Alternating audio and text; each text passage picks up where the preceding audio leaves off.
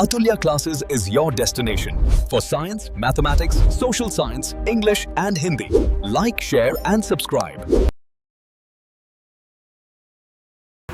Hello dear students, welcome to Atulya classes. और आज की ये वीडियो होने वाली बहुत ही खास केमिस्ट्री जिनके जो कार्बन कंपाउंड्स के नॉमेनक्लेचर में जिसको इशू जा रहा है उसके लिए वीडियो बहुत ही ज़्यादा स्पेशल होने वाली है, बहुत ही बेनिफिशियल होने वाली है, क्योंकि यहाँ पर हम लोग नॉमेनक्लेचर ऑफ कार्बन कंपाउंड्स यानी जो IUPAC जो सिस्टम है, international union pure and applied chemistry का जो सिस्टम है, उस बेस पर जो भी फार्मूला होते हैं कंपाउंड के, जो भी फार्मूला है उसके यहाँ पर नाम लिखे जाएंगे। उसके नाम क्या है उसको बेसिकली बताया जाएगा। तो उसके यहाँ पर दिख रहा है वो कुछ फार्मूला जिसको हम लोग फॉलो करते हैं, और उस फार्मूले को हम लोग फॉलो कर इसके जो इंटरनेशनल नेम है, जो IUPAC जो नेम है, उसको हम लोग यहाँ पर लिख सकते हैं। तो चलिए देखते हैं फार्मूला क्या है। तो सबसे पहले आपको दिख रहा है ये स्ट्रक्चर है कि स्ट्रक्चर बोलते हैं, प्रीफिक्स हो गया, वर्ड रूट हो गया, फिर आएगा सफिक्स। देखिए दो तरीके का सफिक्स होता है, एक सेकेंडरी होता है, एक उसके जस्ट पहले आता है।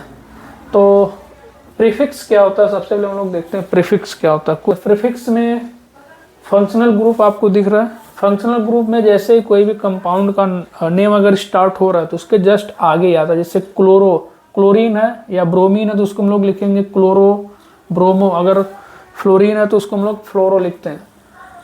तो ब्रोमीन हो गया, ब्रोमो, जैसे आप लोग CFC को बोलते हैं क्लोरो फ्लोरो कार्बन। तो क्लोरो और फ्लोरो क्या हो गया, बेसिकली ये प्रीफिक्स है। प्रीफिक्स यानी जो आगे आते हैं, फ्रंट पर एकदम जैसे ही कंपाउंड स्टार्ट होता है तभी ये आते हैं।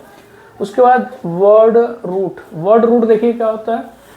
तो यह बेसिकली कार्बन जो होता है ना, नंबर ऑफ कार्बन को यह रिप्रेजेंट करता है। तो देख रहे हैं आपको कार्बन एटम्स। यहाँ पर अगर कोई भी कंपाउंड है जिसमें कार्बन 1 है तो उसको हम लोग मेथ बोलेंगे, अगर 2 है तो एथ बोलेंगे, 3 है तो प्रोप बोलेंगे, 4 है तो ब्यूट बोलेंगे, 5 है तो पेंट बोलेंगे, और 6 है तो हेक्स बोलेंगे, अगर 7 है तो हेप्ट बोलेंगे, और 8 है तो ऑक्ट बोलेंगे। बेसिकली जो नंबर ऑफ कार्बन होता है ना, ये उसको रिप्रेजेंट करता है, जिसको हम लोग वर्ड रूट बोलते हैं। अभी आगे ये जो एग्जाम्पल्स आपको दिख रहे हैं, इसको भी जब हम इसका नाम लिखेंगे, IUPAC नेम लिखेंगे, तब इसमें हम लोग इसका यूज कैसे होता है उसको हम लोग बताएंगे। उसके बाद आता है, तो इसके बाद आएगा जो सफिक्स आता है उसको बोलते हैं हम लोग हाइड्रोकार्बन। और इसके जो सफिक्स हम लोग कैसे लिखते हैं, अगर सपोज करिए एल्केन दिया है तो एल्केन के लिए हम लोग देखिए एल्केन का जो लास्ट का आपको दिख रहा है ANE यूज करेंगे N।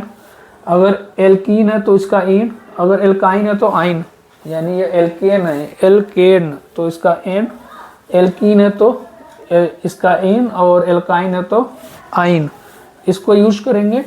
उसके बाद जो सेकेंडरी सफिक्स है, ये तो हो गया, ये तो पहला वाला सफिक्स हो गया। उसके बाद जो दूसरा आएगा सेकेंडरी सफिक्स, उसमें क्या होता है, फंक्शनल ग्रुप होते हैं। और जो फंक्शनल ग्रुप होते हैं बेसिकली ये क्या होते हैं, तो यह ग्रुप जो फंक्शनल ग्रुप यानी जो लास्ट में रहते हैं उसको हम लोग बोलते हैं फंक्शनल ग्रुप। जो एकदम पहले होते हैं, पहले जो होंगे उसको हम लोग बोलेंगे प्रीफिक्स। इसमें भी फंक्शनल ग्रुप होते हैं जिसमें क्लोरो ब्रोमो फ्लोरो, और जो एकदम लास्ट में आते हैं उसको हम लोग बोलते हैं सेकेंडरी सफिक्स। सफिक्स यानी जो बाद में आता है, उसके जस्ट पहले जो आएगा उसको हम लोग बोलेंगे, यहाँ पर जो पहले सफिक्स आएगा जिसमें हाइड्रोकार्बन आते हैं। बेसिकली एल्केन क्या होता है, जिसमें कार्बन और कार्बन के बीच में सिंगल बॉन्ड होता है, उसको हम लोग एल्केन बोलते हैं। और एल्कीन क्या होता है, जिसमें कार्बन और कार्बन के बीच में डबल बॉन्ड होता है, उसको हम लोग एल्कीन बोलते हैं। एल्काइन क्या होता है, कार्बन और कार्बन के बीच में ट्रिपल बॉन्ड होता है, तो उसको हम लोग बोलेंगे एल्काइन।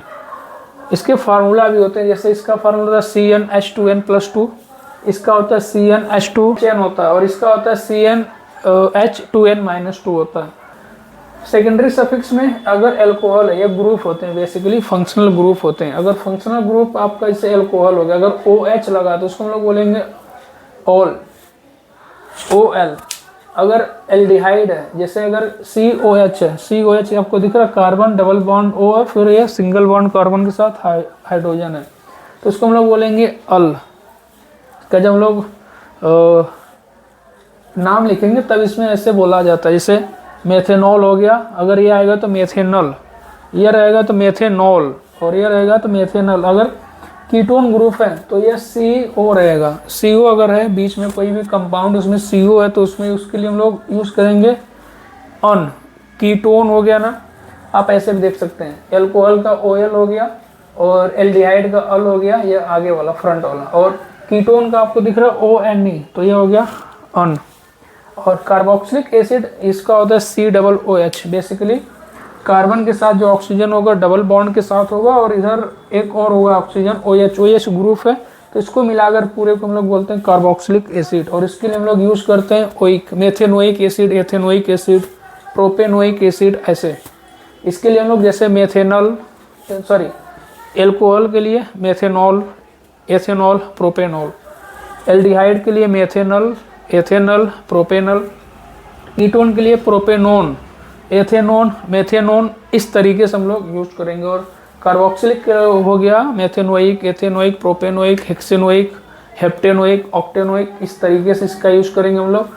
अगर यहाँ पर एक और रूल है, सेकेंडरी अगर सफिक्स स्टार्ट हो रहा है वावेल के साथ तो जो पहले वाला जस्ट उसके पहले वाला सफिक्स रहेगा उसका ई हम लोग क्या करेंगे, कट यानी कि हटा देंगे, रिमूव कर देंगे। जैसे ये दिख रहा है आपको, इधर दिख रहा है ना प्राइमरी सफिक्स में आपको दिख रहा है ANE, तो ये वाला ई, ये वाला ई, ये वाला ई, इसको हम लोग क्या करेंगे, लिखते टाइम हटा देंगे क्योंकि दो वावेल एक साथ नहीं लिखते। तो ये वाला ई अगर सेकेंडरी सफिक्स में ओ हो गया, जैसे ये हो गया ओ है, इसमें भी, इसमें ए है, इसमें ओ है, इसमें ओ है, तो उसको लिखेंगे तो ये वाला ई हम लोग हटा देंगे, रिमूव कर देंगे। अब जैसे इसका हमको नाम लिखना है तो इसका नाम देखिए हम लोग कैसे लिखेंगे, ध्यान से देखिए आप लोग। सबसे पहले हम लोग कार्बन देखते हैं, टोटल कितने कार्बन आपको दिख रहे हैं, 1 2 3 4 कार्बन है। और 4 कार्बन के लिए कौन सा आएगा, ब्यूट है, ये हो गया ब्यूट। अब देखते हैं हम लोग इसमें प्रीफिक्स क्या है।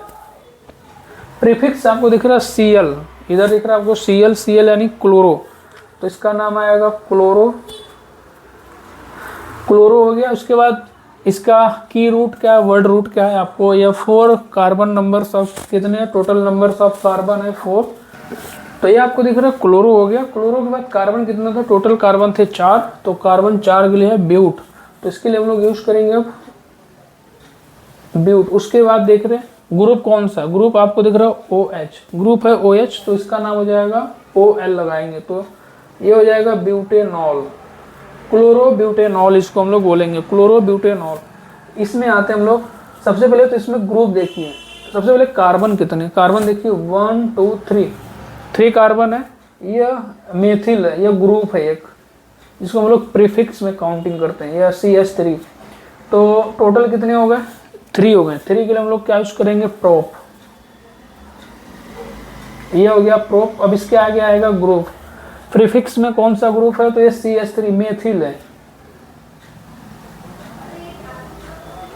ये हो गया मेथिल। और ये कौन से नंबर पर है, तो इसमें कार्बन का नंबरिंग भी करते हैं, तो कौन से नंबर, कौन से कार्बन, ये जो मेथिल ग्रुप है ये कौन से नंबर पर है कार्बन के, तो 1 2, ये दूसरे नंबर पर है, तो इसका हो जाएगा 2 मेथिल प्रोप। अब यह ग्रुप कौन सा है, इसके बाद कोई सफिक्स है, सफिक्स कोई नहीं है, तो बेसिकली ये सिंगल बॉन्ड है, सिंगल बॉन्ड के लिए हम लोग N यूज करते हैं, तो ये हो गया प्रोपेन, 2 मेथिल प्रोपेन, ये हो गया 2 मेथिल प्रोपेन। ये आपको दिख रहा है C4H6, ये आपको दिख रहा है। सबसे पहले आप देखिए इसमें ट्रिपल बॉन्ड है, ट्रिपल बॉन्ड के लिए कौन सा आएगा, तो एल्काइन है, डबल बॉन्ड के लिए एल्कीन है, तो ये ट्रिपल बॉन्ड है आपका, ट्रिपल बॉन्ड के लिए आएगा एल्काइन। तो सबसे पहले कार्बन कितने हैं टोटल, तो कार्बन है 1 2 3 4, टोटल 4 कार्बन है, तो 4 कार्बन के लिए आएगा ब्यूट, ब्यूट हो गया। उसके बाद इसमें क्या चीज़ है, थर्ड है, 3 बॉन्ड है, तो 3 बॉन्ड के लिए क्या ऐड होगा, आइन, तो ब्यूटाइन हो गया यार।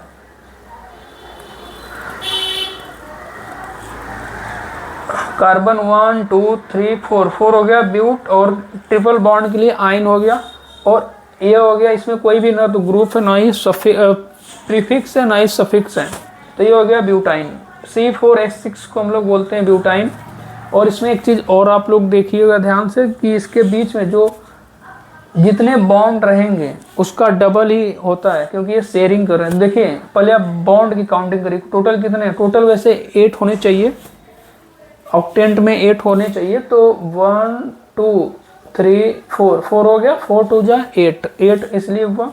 4 बॉन्ड है तो उसका हम लोग डबल करेंगे। डबल इसलिए करेंगे क्योंकि देखिए इसमें शेयर हो रहा है, यानी इसमें 2 इलेक्ट्रॉन है, एक इसका एक इसका, तो एक बॉन्ड में बेसिकली 2 इलेक्ट्रॉन है। तो 2 4 जा 8, इसमें देखिए एक इधर 3 इधर, 3 1 4 4 बॉन्ड हो गया, 4 2 जा 8। इसका भी देखिए इधर भी तो 3 इस वाले कार्बन का देखिए, तो इस वाले कार्बन का 3 बॉन्ड इधर और 1 बॉन्ड इधर, तो इसका भी हो गया 8। तो इसके जो ऑक्टेंट कंप्लीट होने चाहिए। तो इस तरीके से आप कोई भी अगर आपके क्वेश्चन पेपर में आता है या 2 या 3 नंबर का आने वाला या इम्पोर्टेंट टॉपिक्स हैं, ऐसे जो टॉपिक्स हैं इंपॉर्टेंट टॉपिक्स हैं, तो यह आपके जो क्वेश्चन पेपर में पक्का आने वाले हैं। तो यह होगा नॉमेनक्लेचर ऑफ कार्बन कंपाउंड्स। तो इस तरीके से आप जितने भी कार्बन कंपाउंड्स अगर उसका IUPAC नेम लिखने के लिए आता है, तो आप इस जो फार्मूला भी बताएं, इस फार्मूले पर आप रख कर उसको इजीली तरीके से सॉल्व कर सकते हैं। और ये 2 या 3 नंबर में आने वाले इम्पॉर्टेंट टॉपिक्स हैं जो कि कंपलसरी आते ही आते हैं। तो ऐसे जो टॉपिक्स हैं उसको आप कभी भी स्किप न किया करिए और कोशिश क्या करिए कि ऐसे जो टॉपिक्स हैं उसको आप जितनी जल्दी हो सके उसको समझ लीजिए और उसके ढेर सारे क्वेश्चंस को आप कर लीजिए, क्योंकि इसके जो नंबर्स हैं ना वे आपको बंधे हुए नंबर आते हैं, इसमें आपको कोई भी तरीके का माइनस मार्किंग नहीं देखने को मिलता। तो ये तो रहा नॉमेनक्लेचर ऑफ कार्बन कंपाउंड, जो कि केमिस्ट्री का क्लास 10th के लिए बहुत ही ज़्यादा इंपॉर्टेंट टॉपिक है। तो मिलते हैं हम लोग नेक्स्ट वीडियो में। अगर वीडियो पसंद आ रहा है तो आप दोस्तों के साथ शेयर कर सकते हैं। तब तक के लिए धन्यवाद।